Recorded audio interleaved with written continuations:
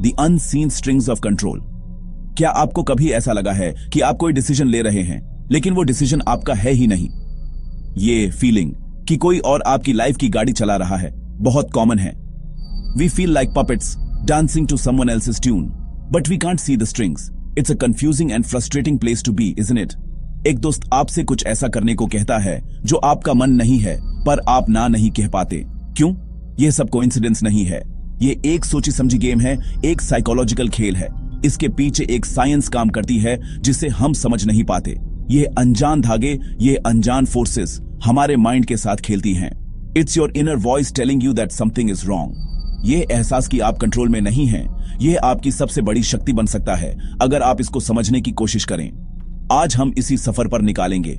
हम उन सारे राज को समझेंगे जिससे लोग दूसरों को कंट्रोल करते हैं। The hidden science of influence, the hidden science of influence, the hidden science of influence. तो ये डार्क साइकोलॉजी है क्या? इसका नाम सुन के थोड़ा डर लगता है ना? डार्क साइकोलॉजी उसी स्टडी का वो हिस्सा है जो इन्फ्लुएंस, मैनिपुलेशन और कंट्रोल पर फोकस करता है। यह वो सारी टेक्निक्स और स्ट्रेटजीज हैं जिनको यूज करके कोई इंसान दूसरे इंसान के थॉट्स, इमोशंस और एक्शंस को अपने फायदे के लिए कंट्रोल कर सकता है।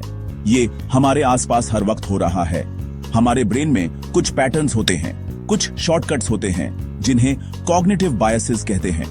डार्क साइकोलॉजी के एक्सपर्ट्स इन्हीं शॉर्टकट्स को जानते हैं। फॉर एग्जाम्पल, हमारा ब्रेन नेचुरली अथॉरिटी को रिस्पेक्ट करता है। नॉलेज ही आपका सबसे बड़ा हथियार है। चलो अब इसके कोर में चलते हैं। डार्क साइकोलॉजी के 7 मेन हथियार हैं जिनको लोग यूज करते हैं। पहला है मैनिपुलेशन। फॉर एग्जाम्पल, आपका दोस्त कहता है, अगर तू सच में मेरा दोस्त होता तो तू मेरे लिए यह काम जरूर करता।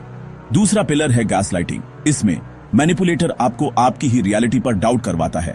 तीसरा है लाइंग यानी झूठ बोलना। चौथा पिलर है नार्सिसिज्म। एक नार्सिसिस्टिक इंसान को लगता है कि दुनिया उसी के लिए बनी है। पांचवा है माइंड कंट्रोल। इसका एक तरीका है आइसोलेशन। छठा पिलर है परसुएशन। इसका एक एग्जाम्पल है स्केर्सिटी प्रिंसिपल। आखिरी और सातवां पिलर है इमोशनल एक्सप्लॉयटेशन। ये सातों हथियार आपके माइंड पर अटैक करते हैं। ये टूल्स आपको कंट्रोल करने के लिए यूज होते हैं। इन्हें समझना जरूरी है ताकि आप इनके शिकार न बने। From villains to leaders. अब आप सोच रहे होंगे कि ये टैक्टिक्स यूज कौन करता है? क्या सिर्फ क्रिमिनल्स या बुरे लोग? नहीं, डार्क साइकोलॉजी के टूल्स भी ऐसे ही हैं। इन्हें हर तरह के लोग यूज करते हैं, अच्छे भी और बुरे भी। सबसे पहले बुरे लोग जैसे क्रिमिनल्स, कन आर्टिस्ट्स और कल्ट लीडर्स इनका भरपूर इस्तेमाल करते हैं। लेकिन इसका इस्तेमाल सिर्फ यहीं तक सीमित नहीं है। आपको यह जानकर हैरानी होगी कि यह टैक्टिक्स कॉर्पोरेट वर्ल्ड में भी बहुत यूज होती हैं। मार्केटर्स और एडवर्टाइजर्स तो इसके मास्टर हैं। लीडर्स और पॉलिटिशियंस भी इनका इस्तेमाल करते हैं। तो अब सबसे इंपॉर्टेंट सवाल, इन मैनिपुलेटर्स को पहचानें कैसे? सबसे पहला और बड़ा रेड फ्लैग है लव बॉम्बिंग। दूसरा रेड फ्लैग है कि मैनिपुलेटर कभी अपनी गलती नहीं मानता। तीसरा रेड फ्लैग है उनका डबल स्टैंडर्ड। चौथा रेड फ्लैग है कि वो आपको आपके सपोर्ट सिस्टम से काटने की कोशिश करते हैं। उनका गोल आपको अकेला करना है। अगर कोई आपको आपके अपनों से दूर कर रहा है तो यह सबसे बड़ा खतरे का सिग्नल है। जब आप इन रेड फ्लैग्स को पहचानना सीख जाते हो तो अगला स्टेप है खुद को डिफेंड करना। सबसे पहला और सबसे पावरफुल हथियार है अवेयरनेस। दूसरा स्टेप है अपनी इंट्यूशन को ट्रस्ट करना। तीसरा स्टेप है पॉज एंड क्वेश्चन। मैनिपुलेटर्स चाहते हैं कि आप तुरंत डिसीजन लो। जब भी कोई आप पर ऐसा प्रेशर डाले, आपको वही रुक जाना है। चौथा और बहुत इंपॉर्टेंट स्टेप है नॉलेज इज पावर। इस टॉपिक के बारे में और पढ़ो। जितना ज्यादा आप इंसानी दिमाग के काम करने के तरीके को समझोगे, उतना ही मुश्किल होगा किसी के लिए आपको बेवकूफ बनाना।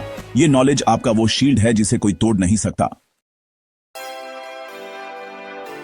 खुद को बचाने का सबसे पावरफुल, सबसे आखिरी और सबसे जरूरी तरीका है बाउंड्रीज सेट करना।